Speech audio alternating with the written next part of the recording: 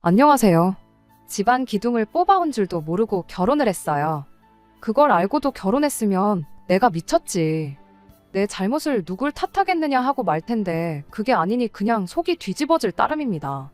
아들 돈만 탐내면 그만인걸. 이젠 대놓고 내 돈까지 당연하게 자기 돈이라 생각하는 시짜들 때문에 결혼 3년 만에 이혼을 결심하게 되었어요. 시짜들 잘못도 크지만 중간에서 가족들 편밖에 안 드는 남편이 가장 문제였겠지요. 남편과는 연애 결혼을 했습니다. 서로의 지인들을 통해 처음 만나게 되어 인연을 키워오다 결혼까지 하게 되었어요. 남편은 이름 있는 회사는 아니지만 업계에서 평판도 좋고 벌이도 나쁘지 않은 안정적인 직장을 다니고 있었고, 저도 남편하고 비교했을 때 크게 뒤지지 않는 비슷한 정도의 회사를 다니고 있었습니다.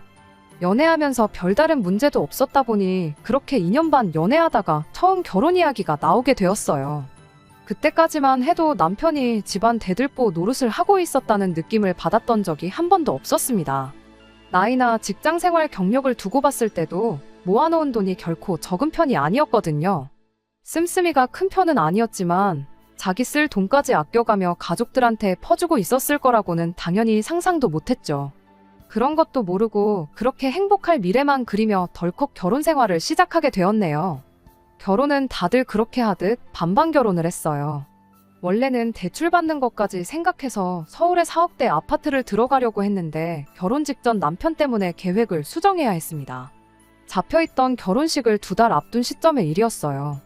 남편이 난데없이 멀쩡히 잘 다니고 있던 회사를 그만두겠다는 말을 꺼내왔거든요. 결혼 앞두고 그게 무슨 소리인지 싶어 놀랐지만 나름의 이유나 다른 계획이 있을 수도 있겠다 싶어 왜인지부터 물어봤습니다. 이유가 뭔가 했더니 대우가 너무 안 좋다는 이야기를 꺼내대요. 자기가 아무 계획도 없이 그만두는 건 아니라고 걱정 말라는 소리를 하는데, 계획보다도 남편 정도 월급이면 남들과 비교해서 못 받는 편은 아니라 생각했기에 자세히 설명해 보라고 했죠. 그러자 남편이 일은 일대로 직원들만 뼈 빠지게 하고 있는데 돈은 사장 혼자만 벌어가는 걸 보니 견딜 수가 없다고, 자기 말고도 다른 직원들 불만이 아주 하늘을 찌르는 상황이라고 하더라고요. 불합리한 건 알겠지만 사실 그게 어쩔 수 없는 구조지 않겠냐 하는 생각이었는데, 얼마 전에 남편을 포함한 실무자들이 출근도 안 하는 사장 자식들의 친인척들한테까지 월급이 나가고 있다는 사실을 알게 되었답니다. 그것도 자기들이 받는 것보다 훨씬 더 높은 연봉을 말이에요. 그렇게 얼굴 한번 본 적도 없는 사람들한테 우리보다 많은 월급 받아가게 하려고 우리가 이렇게 일하는 게 아니라고 남편의 몇몇 직원들이 불만을 품기 시작했고, 뜻이 맞는 사람들끼리 회사를 새로 하나 차리기로 했다는 겁니다. 거래처와의 관계도 사장 때문이 아니라 실무자인 자기들이 꽉 주고 있다며, 새 회사를 차리기만 하면 그 회사 일감 뺏어오는 건 일도 아니라대요. 그렇게 그 회사 일감을 가져오면 얼굴도 모르는 사람들한테 나가는 월급을 자기들이 가져가는 거 아니겠냐고 엄청 자신감에 차서 말이에요. 저는 그래도 당장 벌이가 안 좋은 것도 아닌데 새 회사 차린다고 무조건 큰 돈을 벌 수 있다는 보장도 없지 않냐고. 다들 더러워도 참고 다니는 게 회사 일 아니겠냐, 그렇게 남편을 설득해봤지만 역부족이었어요. 이미 몇 명이 벌써 나가 새 회사를 차린 상황이고 남편은 지금 몸만 가면 되는 거라면서 초반에 빨리 옮겨야 나중에 가서도 창립 멤버 대우를 받는 거 모르겠냐고 저를 닥달했죠. 결혼을 2달 앞두고 이게 무슨 일인가 싶었지만 꼭 자기를 믿어달라는데 제가 무슨 방법이 있었겠나요? 결국 그렇게 남편은 회사를 그만두게 되었습니다. 그래도 약속한 대로 일주일도 안 지나 새 회사로 출근하는 모습을 보니 조금은 안심이 되었어요. 하지만 그렇다고 마음 놓고 있을 수만은 없었습니다. 벌어질 수 있는 최악의 상황을 생각하고 대비를 해야 했지요. 신혼집을 구하는데 대출 비중이 조금 높은 편이었는데 혹시나 남편 벌이가 줄어들 수도 있다고 가정하고 아예 신혼집을 다른 곳으로 알아보기 시작했습니다. 남편은 몸 별 걱정을 다 한다고 나왔지만 막상 첫 달 월급이라고 받아온 게 100만 원이 고작이었어요. 앞으로 회사에 일거리 늘어나고 자금이 돌기 시작하면 문제 없을 거라고 그냥 집은 구하려고 했던 곳으로 그냥 계약하자는데, 솔직히 미덥지가 못해서 그냥 처음 살기로 했던 집은 포기하고 모아놓은 돈만 가지고 작은 빌라 하나를 전세로 구했어요.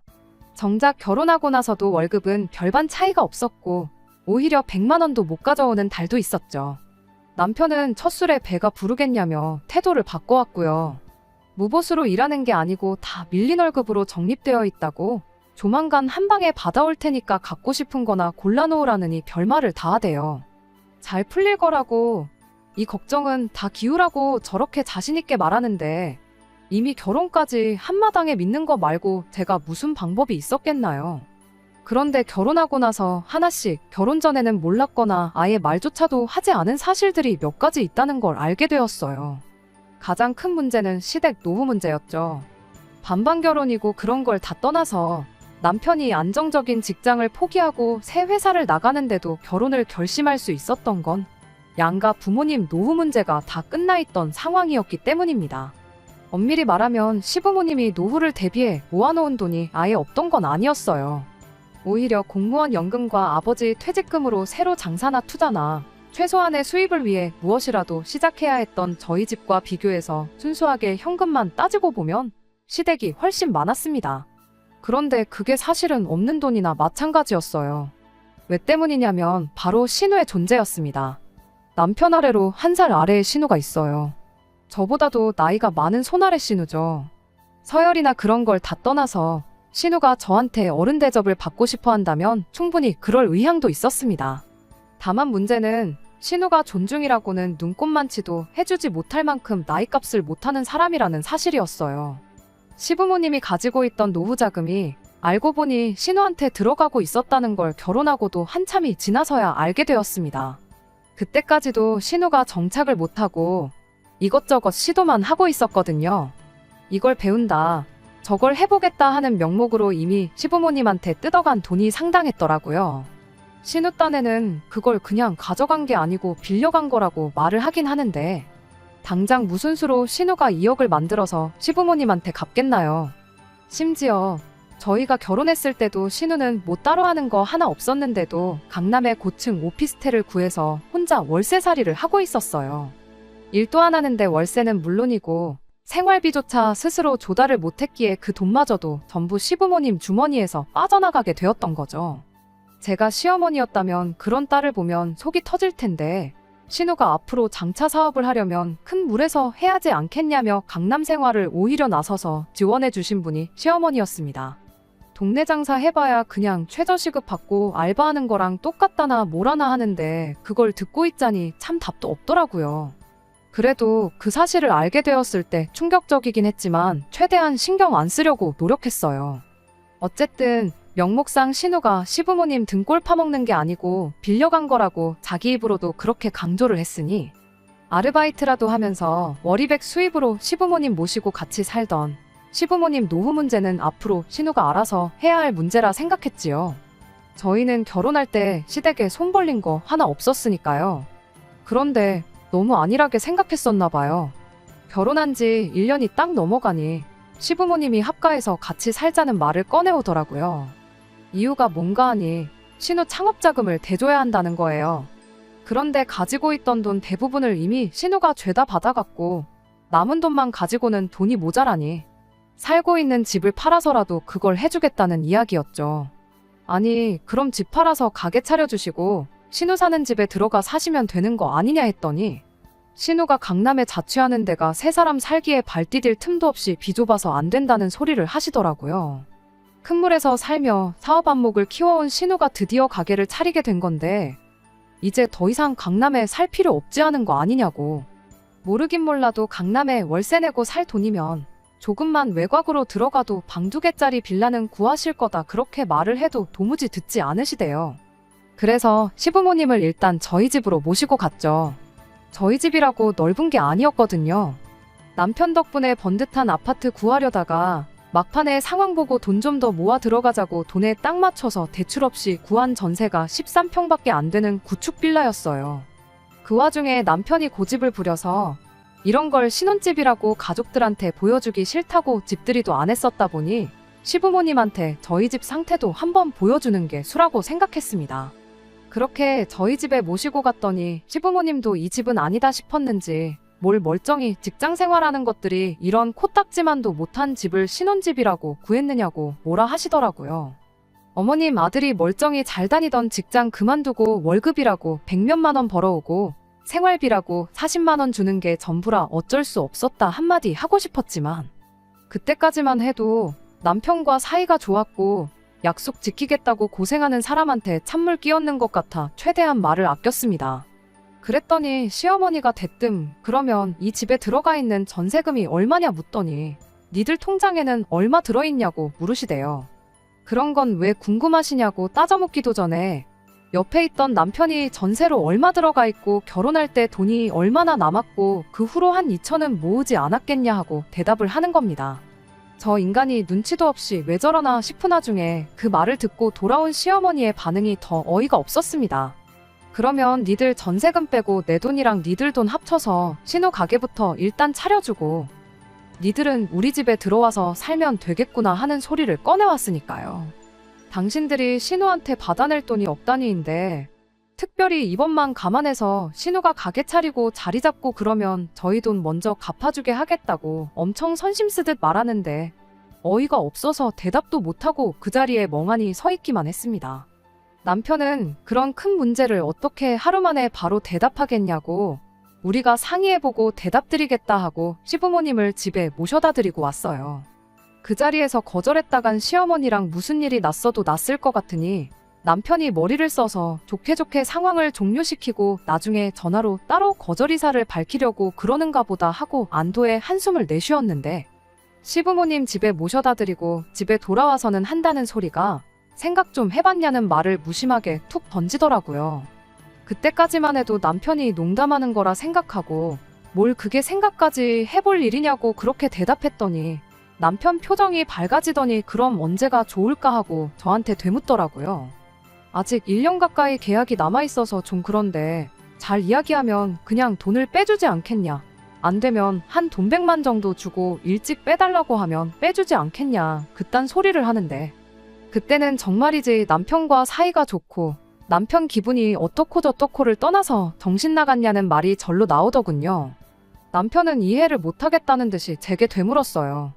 이 좁은 집에 어머니 아버지 모시고 넷이서 사는 것보다야 조금이나마 넓은 부모님 집에 우리가 들어가 사는 게 훨씬 나은 거 아니겠냐고. 이미 합가해서 같이 한 집에 사는 게 확정적인 것 마냥 말을 하더라고요. 어느 집에서 사는 게 중요한 게 아니고 왜 우리 돈으로 신우 가게를 차려주고 시부모님하고 합가를 해야 하냐고. 합가해도 신우가 합가하는 게 이치상 맞지 않냐고 했죠. 우리 전세금 빼고 모은 돈 합치고 시부모님 현금 가지고 계신 거 합쳐서 가게를 차려주면 가게 차리는데 최대 2억 정도로 생각하고 있는 거 아니겠냐고. 시부모님 집이 못해도 5억은 갈 텐데 왜 굳이 집을 팔거나 합가를 하려고 하는 거냐.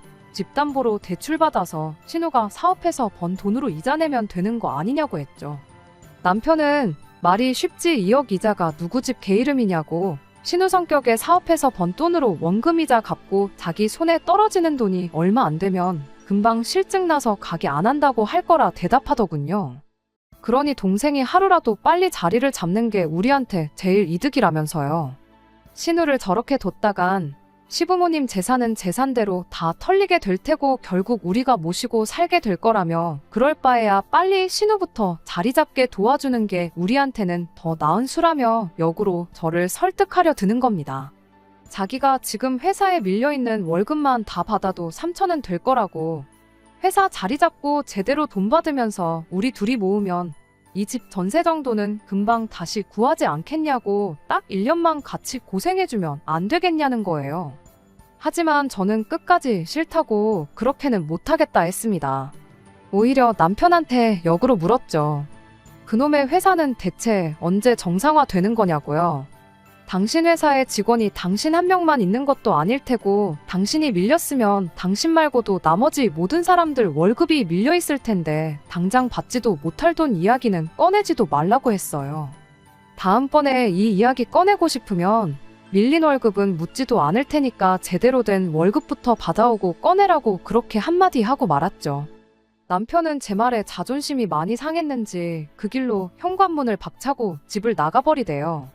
생활비라고 40만 원 가져다 줄 때도 한 번 싸운 적이 없었는데 말도 안 되는 타이밍에 시부모님 합가 문제로 결혼 1년 만에 남편하고 처음 대판 싸우게 되었습니다. 그래도 제가 강하게 나와서 그랬나. 남편은 그날 이후로 단 한 번도 신우 가게나 시부모님 합가와 관련된 그 어떤 말도 제 앞에 꺼내지 않았어요. 월급 제대로 받아오는 날에 큰 소리를 치지 않을까 하는 생각이 들긴 했지만 그 후로 1년이 더 지나는 동안 남편이 집에 가져오는 돈은 150만 원에서 200만 원이 전부였거든요. 자기 가족들 보면 아쉽긴 했겠지만 남편이 저한테 뭐라 말을 할 수 있는 상황은 아니었죠. 아무튼 남편 벌이가 나아질 기색을 보이지 않다 보니 이후로 남편과 그걸 이유로 몇 번 다투기도 했습니다. 세상 어느 기업이 직원들 일 잘하는 거 보고 일감을 주겠냐고, 당신 다니던 전 회사 사장이 아무것도 안 하고 회사 수익으로 가족들 몰래 월급 주고 그랬어도 여지껏 쌓아놓은 게 있으니 회사를 그만큼 키우고 굴리고 있었던 거 아니겠냐고. 당장 더럽다고 다 같이 우르르 그만뒀을 때나 힘들었겠지. 2년이 지나버린 지금 그 회사는 다시 사람 뽑아서 멀쩡히 잘 굴리고 있을 거라고. 여지껏 당신 벌이를 보면 그 회사 일감 뺏어오는 건 이제 물 건너간 이야기 아니겠냐고 강하게 한마디 했었어요. 계속 그 돈 받고 일할 바에 자존심 숙이고 먼저 회사에 다시 받아달라 이야기를 해보던가, 아니면 더 늦기 전에 새 일자리 구하고 이직이라도 하던가 하는 말도 했었죠. 돈 얼마 덜 벌어오게 되는 것보다 저러다 남편 회사가 어떻게 되기라도 하면 큰일이겠다 싶어 저는 제 나름 최선의 조언을 해줬던 겁니다. 하지만 그럴 때마다 남편은 이쪽 일이 어떻게 돌아가는지도 모르면서 그렇게 맘대로 말하지 말라 대답했어요. 그리고는 꼭 그달 월급으로 400만 원 정도를 받아왔었습니다. 이달은 일이 잘 풀렸다는 식으로 말을 하고는 했는데 그걸 보니 또 진짜 되기는 되는 건가 싶기도 하고, 사실 이 상황이 누구보다 힘든 건 남편이 아니겠나 하는 생각이 들었어요. 그게 아니고 꼭 다툴 때마다 늘어나는 월급을 보면 의심부터 했었어야 했는데 그냥 남편을 보채지 않고 조금만 더 기다려보는 바보 같은 선택을 하고 말았습니다. 시부모님을 모시고 신우한테 가게 차려주자고 말을 꺼냈던 건 그때 단 한 번뿐이었고, 그걸 떠나서 남편이 누구보다 더 모든 걸 제자리로 찾기 위해 누구보다 더 열심히 하고 있다고 생각했었거든요. 그런데 세상에, 제가 생각하던 그런 게 전혀 아니었어요. 남편은 철저히 저를 속이고 뒤에서 자기 가족들을 챙기는 데만 혈안이었던 겁니다. 그걸 알게 된 건 정말 우연이었어요. 언제까지 저를 속일 속셈이었는지는 모르지만 아마 그날이 아니었으면 평생 몰랐을 수도 있었겠다는 생각이 드네요. 제가 하는 일 특성상 주에 하루는 재택 근무 신청을 할 수 있거든요. 평소에는 출근을 선호하기는 하는데 보통 밀린 집안일 한 번에 해치우고 주말에 푹 쉬고 싶은 금요일에 재택 근무를 신청하는 편이에요. 그날은 같은 이유로 재택 근무를 하고 있었던 날이었고요. 남편이 출근길에 오늘따라 몸이 너무 안 좋다고 그렇게 말을 했는데 점심때쯤 돼서 도저히 못 버티겠다고 일찍 집에 들어왔어요. 감기 몸살 기운이 있는 것 같다길래 병원에 다녀오겠냐 물었더니 그냥 한숨 푹 자면 괜찮아질 것 같다며, 얼마나 몸이 안 좋은 건지 아주 죽을 상을 해가지고는 가방도 식탁 의자 위에 대충 내려놓고 옷도 안 갈아입고 그대로 방에 들어가 눕대요. 어차피 다음날이 주말이기도 하고 옷이야 구겨지든 말든 지가 자다가 불편하면 알아서 갈아입겠지 생각하고 그냥 자게 뒀지요. 그렇게 남편이 방에 들어간 지 한 30분쯤 지났나 남편 가방 안에 있던 전화기가 울리더라고요.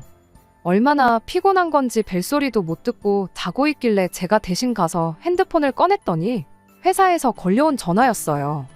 무슨 급한 일이 있는 건가 싶어서 전화기 들고 가 남편을 깨웠죠.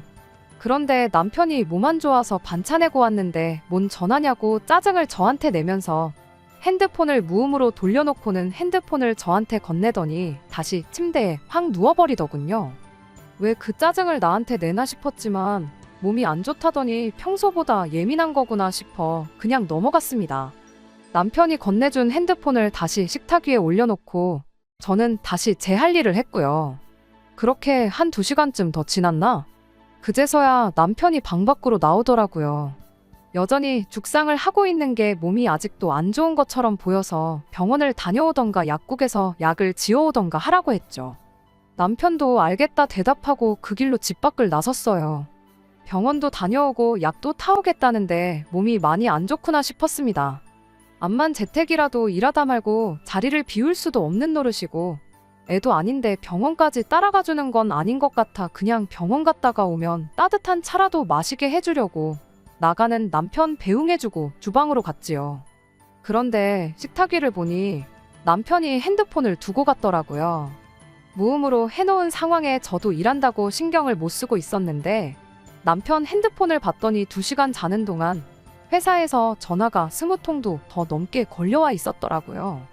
얼마나 급한 일이길래 싶어서 그 길로 핸드폰 들고 빌라 현관까지 뛰어내려갔어요. 그런데 남편은 벌써 얼마나 간 건지 코빼기도 보이지 않대요. 쫓아가서 남편한테 전화기를 주고 와야 하나 싶은 와중에 때마침 또 전화가 걸려오더라고요.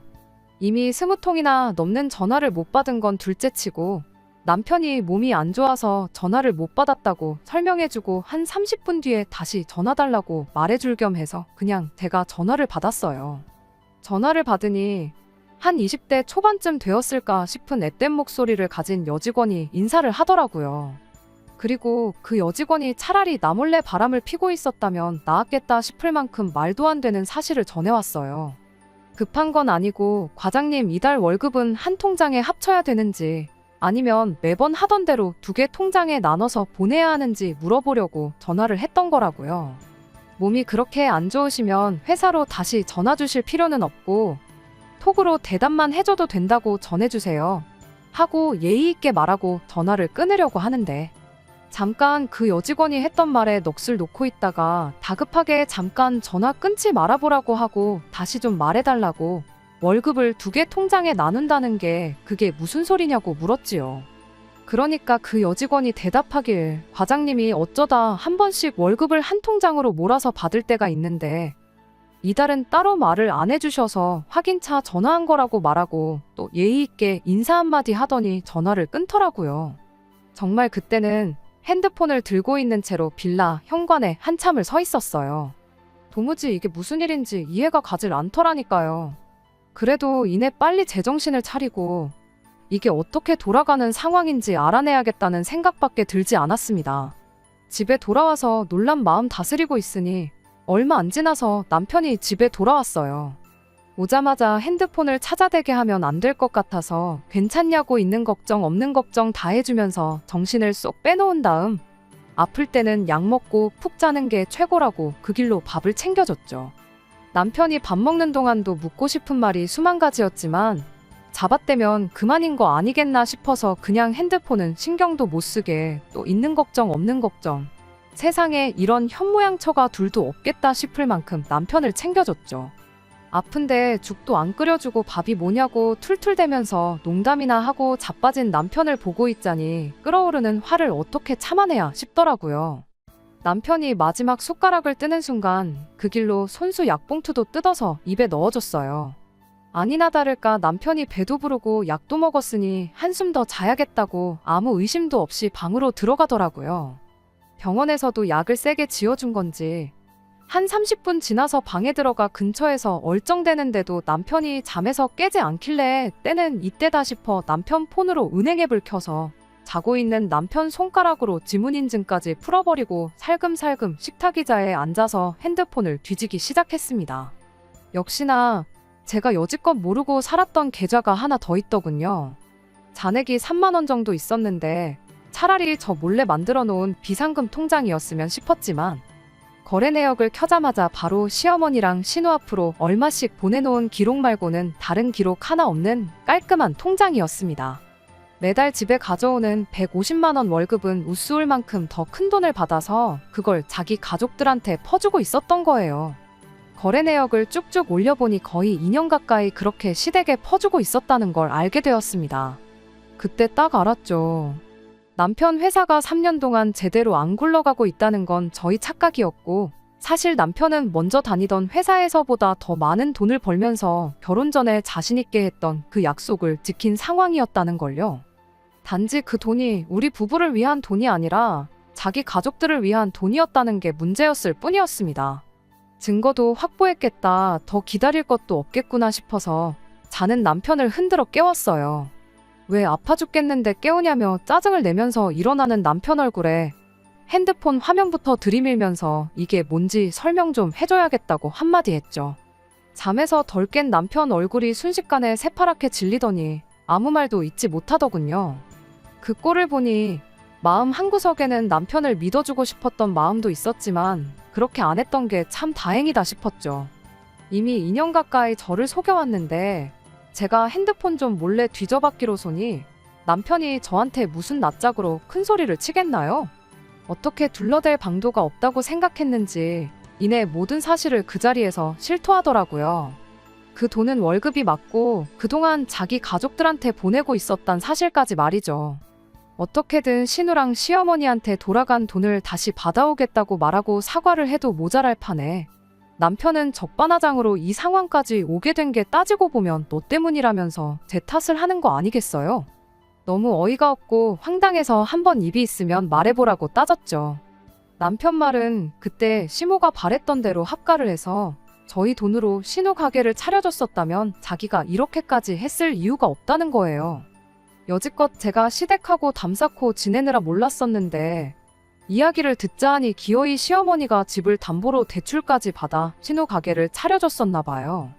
신우가 장사해서 번 돈으로 대출원금에 이자까지 같이 갚아나가기로 했었나 본데 한 달 지나고 그 돈을 내고 나니 자기 수중에 돈이 들어오기는커녕 마이너스가 나기 시작했던 겁니다. 그리고 남편이 예상했던 대로 신우가 이 장사도 괜히 시작한 것 같다고 흥미를 잃어서 장사 시작한 지 3달도 안 돼서 가게를 접어야겠다느니 어쩌니 했다는 거예요. 뻔할 뻔짜였는데 그걸 꼭 똥인지 된장인지 찍어 먹어본 시어머니도 대단하다 싶었어요. 여지껏 헛돈 쓰고 실패밖에 안 한 신우가 가게 차려준다고 해서 떼돈이라도 벌 거라 생각했던 걸까요? 아무튼 시모는 시모대로 이번에는 그냥 넘어갈 수 없다 생각했던 건지 복장이 있는 대로 다 터져가지고 당장 딸년이 노후 자금은 물론이고 집담보까지 잡아 대출까지 받아 홀랑 털어갔는데 돈을 갚기는커녕 오히려 손해만 내고 있었으니 집에 아주 난리가 났었던가 봐요. 그런데 때마침 타이밍 좋게 남편 회사가 정상적으로 굴러가기 시작한 거고 일단 가족들 불화부터 해결해야 쓰겠다고 양쪽에 돈을 퍼주고 있던 겁니다. 그걸로 시어머니 대출이자에 원금까지 갚아주고 있던 거고 혹시나 또 신우가 그렇게 해도 벌이가 시원찮아서 안 한다고 할까봐 용돈까지 챙겨주고 있었던 거래요. 그렇게 집에 가져오는 돈에 시댁에 퍼주던 돈까지 합치면 월급이 많아도 너무 많다 싶었는데 알고 보니 그동안 밀린 월급까지 일부를 월급이랑 같이 받고 있었다는 사실까지 알아냈어요. 거기까지 알고 나니 이 인간하고 더는 말도 섞기 싫더군요. 혹시나 밖에서 돈 없다고 기죽고 다닐까봐 나머지는 용돈하라고 생활비도 40만 원씩만 받아서 아끼고 아껴 쓰던 제가 다 바보같이 느껴졌어요. 2년 가까운 세월을 작정하고 저를 속이고 그걸 제 탓이라고 우기는 인간하고 백날 떠들어봐야 뭐 하겠나요? 그냥 그 길로 시댁으로 쳐들어갔죠. 솔직히 그때는 제가 무슨 생각을 하고 있는 건지 저도 몰랐어요. 사과하고 여태까지 남편이 퍼준 돈을 돌려준다고만 한다면 이혼은 안 해도 되는 건가? 이미 부부 사이에 신뢰라는 게 사라져버린 마당에 그 돈 얼마 돌려받는다고 앞으로 평생 이 사람과 행복할 수 있을까? 머릿속에는 온통 그런 생각들 뿐이었지요. 2년간 연락도 없이 지내던 며느리가 갑자기 시댁에 쳐들어오니 시어머니도 대충 무슨 일 때문에 왔는지 감을 잡은 듯 할 말이 있으면 해보거라 하시더군요. 그래서 됐고 신우부터 부르라고 했죠. 신우까지 다 한자리에 있어야 이야기가 될 것 같았으니까요. 예상외로 신우가 순순히 오겠다고 하는 걸 보니 이 사람들한테 자기들이 잘못했다는 인식이 전혀 없는 거구나 싶은 생각이 들었어요. 신우가 도착한 뒤에 저는 단도직입적으로 제 용건부터 꺼냈습니다. 그동안 받아온 돈이 얼마인지는 남편 통장에 고스란히 기록이 남아있으니까 받은 돈만 그대로 뱉어내라고요. 그러면 이혼까지는 저도 다시 생각해보겠다고 했죠. 돌아온 시모와 신우의 대답은 고민할 것도 없이 노였습니다. 그래도 가족끼린데 여유가 있는 집에서 힘든 집 좀 도와주고 그럴 수 있는 거 아니겠냐고 오히려 저보고 너무 이해심이 부족한 거 아니냐고 따지고 들더군요. 그래서 제가 가족끼리면 당연히 도와줄 수 있다고 그런데 2년 동안 나한테 말 한마디 하지 않고 나를 쭉 속이고 있지 않았냐고 가족한테도 말 한마디 못할 만큼 떳떳하지 못한 짓을 하고 있으면서 이제 와서 상황 불리해지니까 가족 타령하지 말라고 아주 역겹다고 그렇게 한마디 해줬어요. 적어도 시모는 앞으로는 안 받을 테니까 좋게 좋게 넘어가자고 저를 설득해보려 노력이나마 하는데, 신우는 동생이 돈 잘 버는 오빠한테 용돈도 못 받냐며 앞으로도 계속 틈만 나면 돈을 받을 것처럼 말을 하대요. 어이가 없어서 콧방귀 한번 뀌어주고 시어머니한테 한마디 했어요. 신우의 어딜 보고 저런 걸 가게만 차려주면 사람구실 할 거라는 생각을 하신 거냐고. 차라리 그 돈으로 불쌍한 사람이라도 도왔으면 보람이라도 차지 않으셨겠냐, 그렇게 한마디 했죠. 그랬더니 신우가 그 말에 긁힌 건지 혼자 얼굴이 시뻘겋게 변해서 노발대발하더니 저한테 다가와 냅다 제 뺨을 날리더군요. 나이도 어린 게 그래도 오빠랑 결혼했다고 형님 대접을 해줬더니 사람이 우습게 보이냐며 어디 오늘 한번 너 죽고 나 죽자고 성질을 부리는데, 돈도 돈이지만 뺨까지 맞은 상황에 저도 더는 보이는 게 없어서 그 길로 신우 머리채를 붙들어 버렸어요. 막상 귀싸대기까지 먼저 날려놓고 저한테 머리채를 붙들리니 어떻게든 빠져나가 보겠다고 허리를 숙이고는 꼼짝도 못한 채 이것 좀 놓으라고 소리만 고래고래 지르고 있더라고요. 시어머니도 가세해서 이거 놓으라고 제 등짝을 때리기 시작했고, 남편하고 시아버지가 나서서 저를 뜯어내려고 했지만 어디 머리채에 움켜쥔 손이 쉽게 풀리겠나요? 한참 동안에 씨름 끝에 저를 떼어내긴 했는데, 그러고 나서 보니까 움켜쥔 제 손에 신우 머리카락이 한 움큼 있대요. 신우가 저를 고소하겠다고 난리를 떨길래 어디 해볼 테면 해보라 말하고, 아들도 돌려줄 테니 아들 돈으로 빚을 갚든 신우를 먹여 살리든 좋을 대로 하라고 한마디 해주고 시댁에서 뛰쳐나왔습니다. 그렇게 3년 결혼 생활에 종지부를 찍게 되었어요. 신우가 큰 소리 떵떵 친 대로 머리카락 몇 개 뽑힌 걸 가지고 저를 폭행죄로 고소를 해왔습니다. 이러나 저러나 어쨌든 속은 후련했으니 그냥 합의금 얼마 주고 말거나 안 되면 벌금 내고 말려고 했었는데, 그날 나누는 대화에 따라서 남편과 이혼할지 말지를 정해야겠다고 나중에 증거로 사용될 수도 있겠다 싶어 시댁 들어가기 전부터 핸드폰에 녹음기를 켜놓은 상황이었거든요. 덕분에 정황상 신우가 저를 먼저 때린 게 입증이 돼서 쌍방으로 어떻게 좋게 좋게 처리가 되었습니다. 법이란 걸 잘 몰랐는데 신우가 저를 고소해준 덕분에 이래저래 이혼도 소송으로 진행하게 되었어요. 남편이 저한테 자기 월급을 속이고 시댁에 돈을 퍼주던 게 남편이 번 돈이라 상관없을 줄 알았는데, 그 돈도 분할 대상에 포함이 될 수 있다는 걸 그때 처음 알게 되었어요. 생활비를 제 돈으로 더 냈던 것도, 유책 사유가 남편한테 있던 것도 전부 저한테 불리할 게 하나 없는 상황들이라는 사실들까지요. 그냥 반반 결혼했으니까 재산 절반 나눠서 깔끔하게 이혼하고 끝내려고 했는데, 굳이 신우가 법의 존재 가치를 저한테 직접 입증시켜준 덕분에 재산 분할도 유리하게 받아오고 얼마나마 위자료까지 받아내서 이혼을 할 수 있었네요. 이미 이혼까지 한마당에 힘들게 자리 잡았다는 남편 회사 사정이 어려워지길 바라지는 않았습니다. 다만 남편 앞길은 이혼하기 전과 비교해서 순탄치 않았으면 싶기는 했죠. 그런데 그 일이 실제로 일어나 버렸어요. 시댁 쳐들어가서 신우랑 그런 일이 있던 직후 남편이 회사 출근해서 그 여직원한테 너 때문에 집안이 개박살이 나고 나는 이혼당하게 생겼다며 난리를 쳤다네요. 들어온 지 얼마 안 된 신입 직원이라고 요즘 애들이 일머리가 없다더니 그 정도 눈치도 없냐고 저랑 이혼하게 된 그날까지 아주 잡들이를 했답니다. 그런데 또 요즘 애들이 어디 보통 애들인가요? 남편이 그러던 걸 그대로 녹음해서 증거를 수집해서 고용노동부에 신고를 했는가 봐요. 요즘 안 그래도 사회가 그런 일로 많이 민감해하는 시대잖아요. 그렇게 결국 남편은 회사에서 해고 조치를 받게 되었답니다.